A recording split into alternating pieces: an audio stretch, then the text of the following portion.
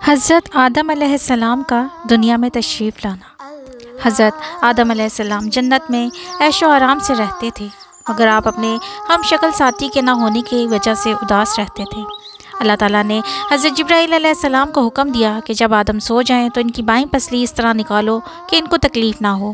جب آپ سو گئے تو پسلی نکالی گئی اور اللہ تعالیٰ کی قدرت سے اس پسلی کی حضرت حوا علیہ السلام بن گئی۔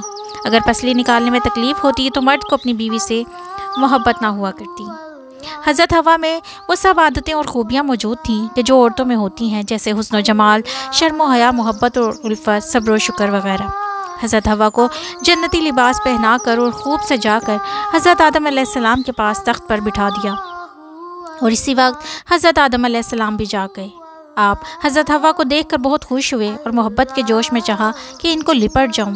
اللہ تعالیٰ نے فرمایا، اے آدم علیہ السلام، بلا نکاح کیے ان کو ہاتھ نہ لگانا۔ پھر آپ نے نکاح کے لیے عرض کی، اللہ تعالیٰ نے خطبہ پڑھا اور فرشتے گواہ ہوئے اور نکاح ہو گیا، اور حضرت آدم علیہ السلام نے اللہ تعالیٰ کا ان الفاظ میں شکر ادا کیا، سبحان اللہ والحمد للہ ولا الہ الا اللہ واللہ اکبر ولا حول ولا قوت الا باللہ العلی العظیم۔ پھر اللہ تعالیٰ کا حکم ہوا، اے آدم، تم اور تمہاری بیوی حوا دونوں جنت میں آرام سے رہو اور جو چاہو کھاؤ پیو، مگر اس درخت کا پھل نہ کھانا، اور سن لو شیطان تمہارا کھلا دشمن ہے، تم بھی اس کو دشمن سمجھو، اس کے دھوکے میں نہ آنا۔